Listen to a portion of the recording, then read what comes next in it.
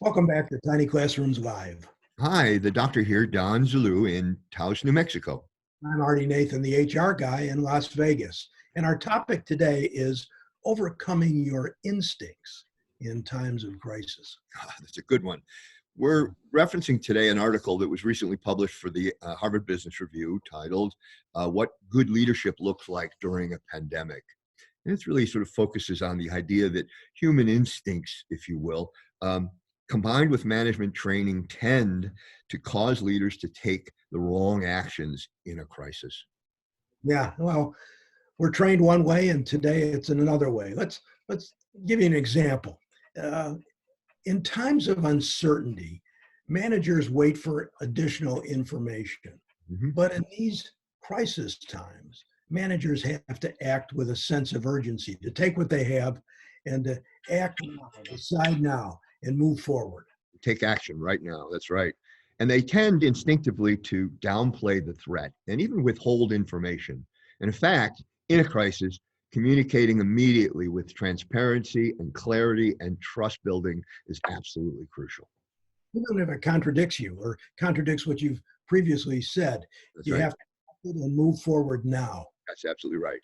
Yeah. So managers during times of uncertainty tend to double down on their actions, explain their actions more clearly, or at least try to. But in times of crisis, they have to take responsibility, focus on solving the problems now. Don't worry about what you just did. Fix it if you have to right now. That's absolutely right. And the tendency is also that to try to stay the course, wait it out, weather the storm, if you will. And in point of fact, we must engage as crisis leaders in engage in constant communication, constant updating, constantly reassuring and informing the folks that matter to us. This is going in for most of us to the fifth week Mhm. of this Yeah, self-isolation. And we're still uncertain, but we clearly have to act as leaders. And it's important that we put our uncertainties aside, do all of the reading and studying and networking that we can, figure out what is best right now, and then move forward. I think our people rely on us to do that. that's exactly right. And frankly, that's kind of the root of these Tiny Classroom Live trainings, aren't they, Artie? That we want our role to be informative now, transparent, clear, regular, and trustworthy.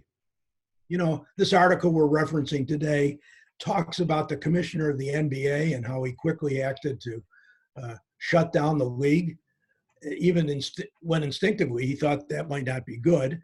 And the prime minister of New Zealand, who acted boldly in directing her people on what to do before the pandemic broke out. So these are suggestions from people who have been there and are trying to do the best.